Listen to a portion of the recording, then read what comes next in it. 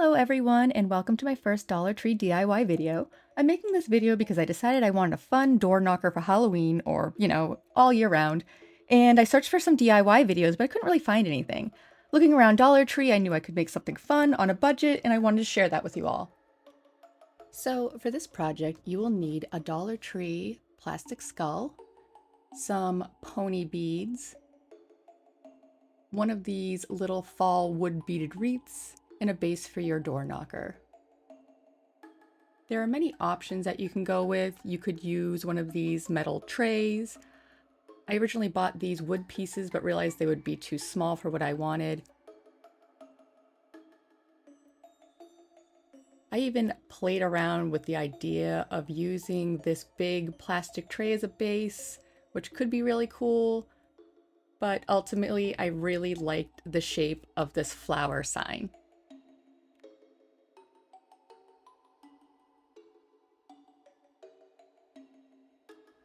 The tools I'll be using for this project are a glue gun, pliers, and wire cutters.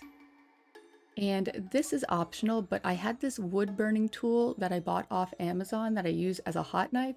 You can just use an X-Acto knife or scissors, but I found that this makes cutting plastic much easier. It has a few different point attachments that it comes with, so I will include a link to this tool in the description for those who are interested. Here is an example of a door knocker I previously made but using different materials. For the base, I found this wood piece at Dollar Tree, and although thinner, it is much longer than the other wood pieces. For the knocker, I used the same small wood beaded wreath, but it felt that the wire was too thin in comparison to the bead, so I filled it out with hot glue and Model Magic. I didn't mind that it looked weathered, as this was supposed to look a little spooky, but I also found that the method was a little messy and tedious, so I decided to recreate it with new materials.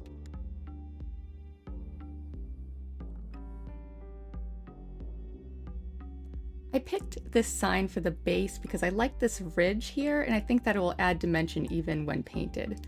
So our first step is to remove the twine hanger. At this point you can fill in the holes with some spackle, but I just decided to fill them in with hot glue later because I'm lazy. I decided to sand the front of the sign because even though it was relatively flat, there was a slight indent where the letters were lasered into the sign, and I didn't want those showing through after painting. I probably could have done a better job of sanding, but this little bit still seemed to help out a lot.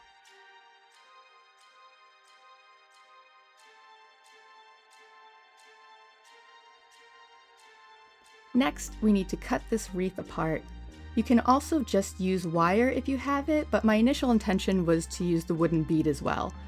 I struggled a little bit because my tools are old, but I eventually got there. So take the beads off and set the wire aside for now.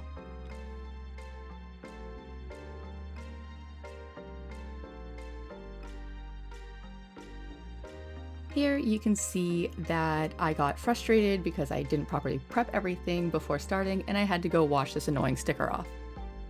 Now that the skull is ready, it's time to cut. I probably could have drawn a line as a guide to make sure everything was even, but instead I just decided to eyeball it and do it live. Here you can see the heat knife and how easy it is to cut through the skull.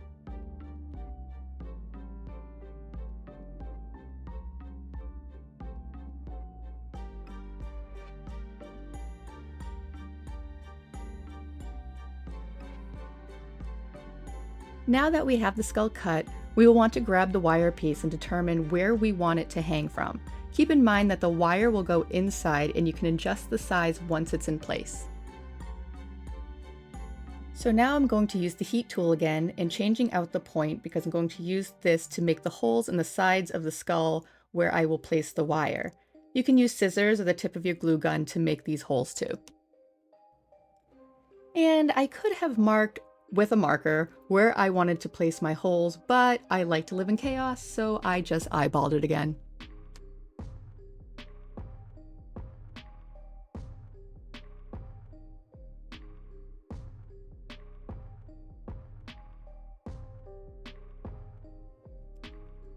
And now that I have my holes, I am going to place the wire in to make sure it is where I want it to be.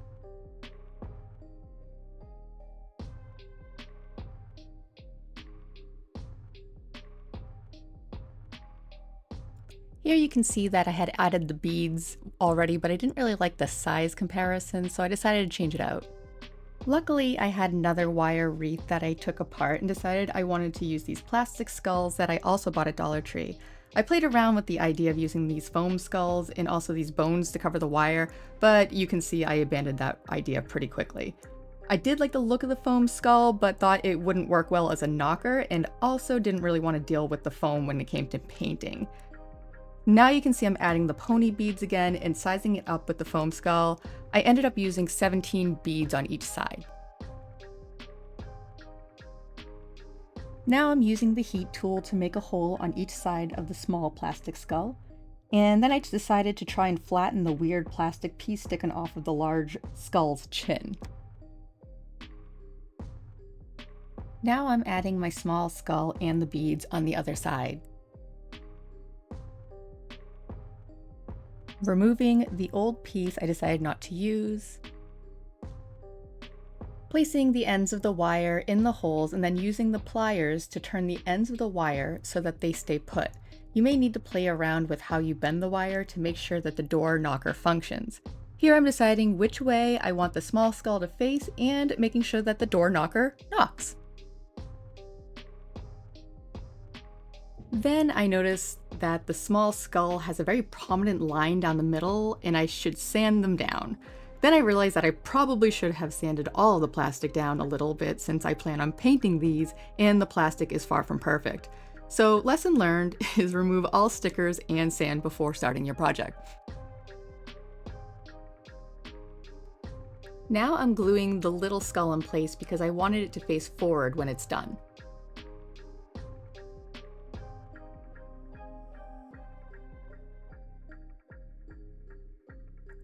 I'm just filling in the holes with hot glue because I'm lazy, and then I'm deciding where I want the skull to sit on the base. I add some glue to the back side of the skull and glue it down.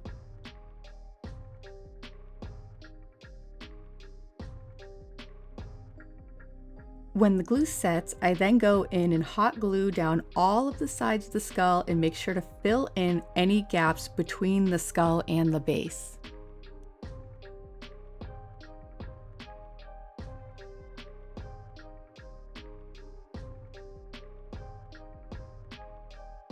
I also decided to add some more glue to the back of the bead since they like to spin on the wire.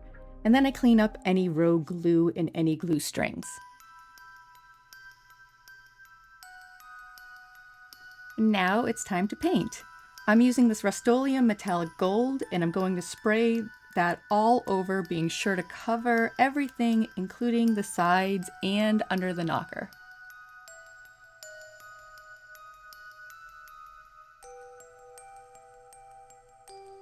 And this is what it will look like after a coat of metallic paint. Now I'm going in with black acrylic paint and filling in the eyes and nose. I'm also painting over the rest of the skull with the same paint, then wiping off the excess after each small section to give it an aged bronze look. Be sure to get black paint in all the nooks and crannies to give the skull more dimension.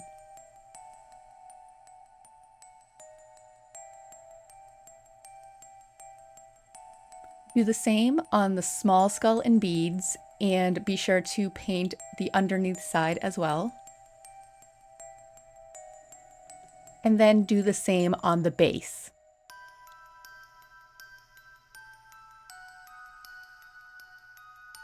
When you're finished painting, it should look something like this. And I did go back in and add a little more black to the concaves, like the eyes, nose, and cracks in the skull.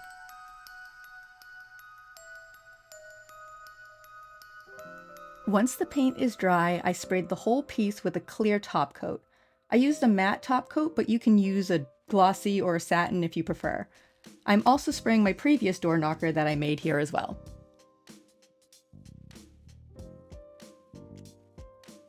And here's the finished piece. Oh, and my dog Cashew. To hang this, you can add picture hanging hardware to the back or use command strips. I'm still deciding how and where I want to hang it, but in the meantime, here are some shots of it outside in my backyard.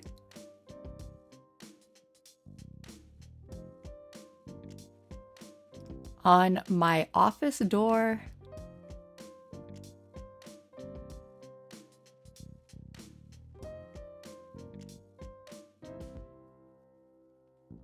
on my mantle over the fireplace.